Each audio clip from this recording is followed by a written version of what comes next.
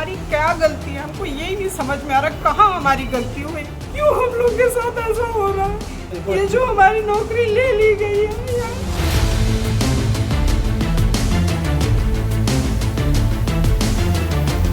Supreme কোর্টে শিক্ষক নিয়োগের প্যানেল বাতিল। 8 জনের চাকরি গেল দুর্গাপুরের নেপালিপাড়া হিন্দি হাই স্কুলে। 7 জন শিক্ষিকা, 1 জন শিক্ষক। এই অবস্থায় স্কুল চালানো সম্ভব নয় জানিয়ে দিল স্কুলের প্রধান শিক্ষক। সুপ্রিম কোর্ট 2016 শিক্ষক নিয়োগের প্যানেল বাতিল করে দেওয়াতে বিপদে পড়েছে দুর্গাপুরের নেপালিপাড়া হিন্দি হাই স্কুলের 8 জন শিক্ষক। এদের মধ্যে 7 জন শিক্ষিকা ও 1 জন শিক্ষক রয়েছে। স্কুলে 33 জন শিক্ষক শিক্ষিকা রয়েছেন।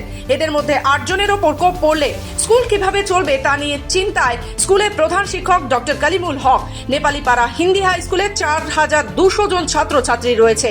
हम लोगों ने जो प्रोसेस था वो प्रोसेस फॉलो किया। जब पेपर्स मांगे गए वो पेपर्स हमने सबमिट किए। जो एग्जाम हमको बोला गया वो एग्जाम हम लोग ने, जो इंटरव्यू बोला गया वो इंटरव्यू फेस किया। फिर हमारी गलती कहाँ है हमारी गलती, ये हमको कोई बता दे क्यों हम लोग के साथ ऐसा हो रहा है। কি শুনলে, কি রায় দিয়েছে আপনাকে আন্দোলন কি রিপোর্ট ये जो हमारी नौकरी ले ली गई है यार, कुछ बोला गया हमको समझ में नहीं आ रहा है कि क्यों हमारी गलती है।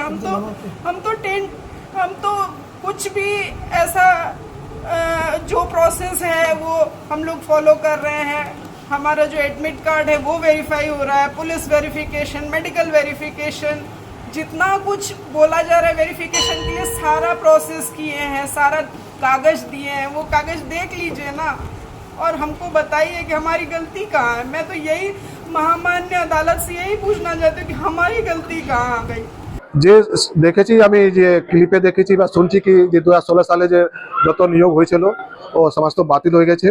এটা আমার স্কুলে বড় ইফেক্ট। আমার যে 8 জন শিক্ষক শিক্ষিকা ছিলেন, আর আজকে যখন থেকে খবর এসছে আমাদের পুরো কি বলবো সব কান্নাকাটি করছে। আমার স্কুলে 4200 পড়ুয়া আছে, তার মধ্যে মাত্র আমরা পার্মানেন্ট 33 জন শিক্ষক শিক্ষিকা ছিলাম। তার মধ্যে যদি 8 জন চলে যায় 25 জন বাঁচবে। আমি ভাবছি কীভাবে স্কুল চলবে। আমি যে মহামান্য আদালত তার যে অর্ডার তার উপরে আমি কিছু বলছি না, কিন্তু মহামান্য আদালতকে হাত জোর করে আমি আবেদন করছি যে আমি যে শুনেছি কি উনি টেন্টেড আর নন টেন্টেড ওয়ার্ড ইউজ করেছেন।